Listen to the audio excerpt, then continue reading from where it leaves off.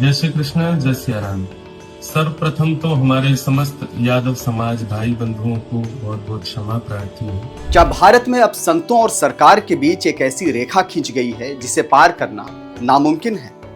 कथावाचक इंद्रेश उपाध्याय, एक ऐसा नाम जो पिछले कुछ दिनों से देश की सुर्खियों में है। एक बयान, फिर उस पर बवाल और फिर कैमरे के सामने हाथ जोड़कर माफी।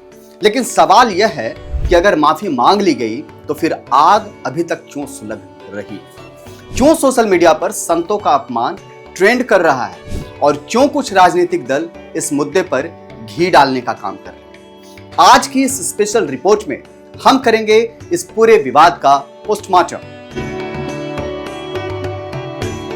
जय श्री कृष्ण, जय सिया राम।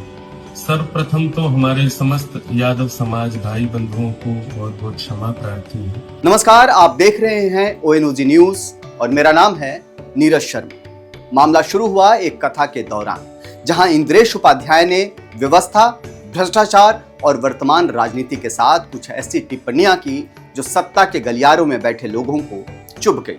बंधु, यादव और यदुवंश ये अलग हैं। यादव समाज के लोग ये अलग एक वर्ग है और जो यदुवंशी जिसमें भगवान का अवतरण हुआ वो अलग है।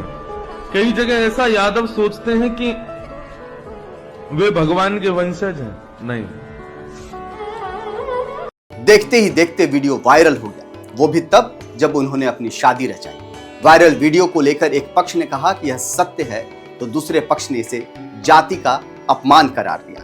पुलिसिया कार्रवाई की सुगबुगाहट शुरू हुई और दबाव इतना बढ़ा कि महाराज जी को कैमरे पर आकर सफाई देनी पड़ी। जय श्री कृष्ण, जय सिया राम।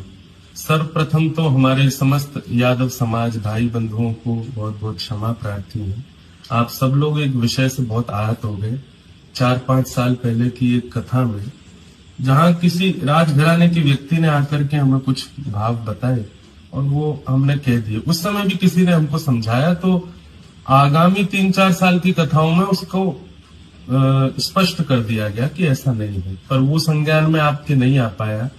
हम तो आज भी अपनी कथा में कहते हैं, यादव पति यादव राय, यादव पति जगत राय, संतन सदा सहाय, याके गुण गावे स्वामी परमानंद, जय जय राधे कृष्ण राधे गोविंद, हे कृष्ण हे यादव हे सखेती। तो मेरा मन का भाव किसी भी हमारे यादव भाइयों को, यादव समाज के लोगों को कष्ट देना नहीं। मेरे तो इतने मित्र हैं, मेरे इतने सारे जानकार यादव समाज के लोग हैं।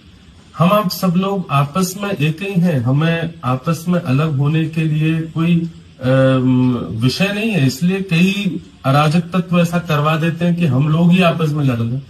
पर मैं पुनः आप सब लोगों से क्षमा मांगता हूं। मेरी इस बात से अगर आप लोगों को आहत हुआ ही है।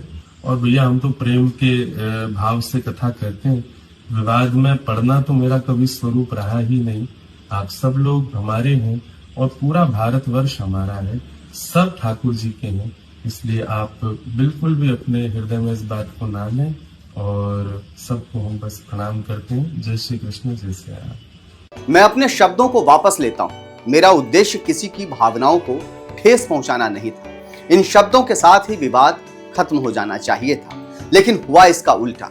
समर्थकों का एक धड़ा नाराज हो गया। उनका कहना है कि एक संत को सत्ता के सामने झुकने पर मजबूर किया गया।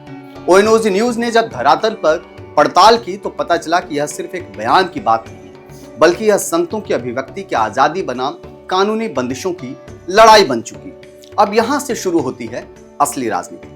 कुछ लोगों ने इसे संतों की आवाज दबाने की कोशिश बताया, तो वहीं कुछ ने तर्क दिया कि कानून सबके लिए बराबर है, चाहे वो मंच पर बैठा संत हो या सड़क पर खड़ा आम नागरिक। लेकिन जनता के मन में क्या है? क्या संतों को आलोचना का हक नहीं? क्या संतों को कुछ कहने का हक नहीं? या फिर कुछ कथावाचक अपनी सीमाएं लांघ रहे हैं? क्या यह कोई बड़ी साजिश है? चर्चा यह भी है कि क्या यह विवाद जानबूझकर खड़ा किया गया? कुछ जानकारों का मानना है कि इंद्रेश उपाध्याय के जरिए पूरे संत समाज को एक संदेश देने की कोशिश की गई है कि मर्यादा में रहें, लेकिन इसका असर उल्टा होता दिख रहा है। मथुरा से लेकर हरिद्वार तक कई बड़े संतों ने अब इस मुद्दे पर एकजुट होना शुरू कर दिया है। तो क्या 2026 के चुनावों से पहले यह धर्म संसद जैसा कोई बड़ा रूप ले सकता है? लोकतंत्र में आलोचना का अधिकार सबको है, संत समाज हमेशा से समाज का दर्पण रहा है, लेकिन जब यह दर्पण राजनीति की धूल में धुंधला होने लगे तो विवाद होना तय है। इंद्रेश उपाध्याय का माफी मांगना उनकी उदारता हो सकती है, लेकिन जिस तरह से इस मुद्दे को सुलझाने की कोशिश की जा रही है वह समाज के लिए बेहद खतरनाक है। क्या आपको लगता है कि संतों को राजनीति पर टिप्पणी करनी चाहिए या फिर सरकारों को आलोचना झेलने की आदत डालनी चाहिए? अपनी राय हमें कमेंट बॉक्स में जरूर बताएं। इस वीडियो को ज्यादा से ज्यादा शेयर करें ताकि सच सबके सामने आए। देखते रहिए ONOG न्यूज, निष्पक्ष आवाज, आपकी आवाज। जय हिंद, जय भारत, नमस्कार।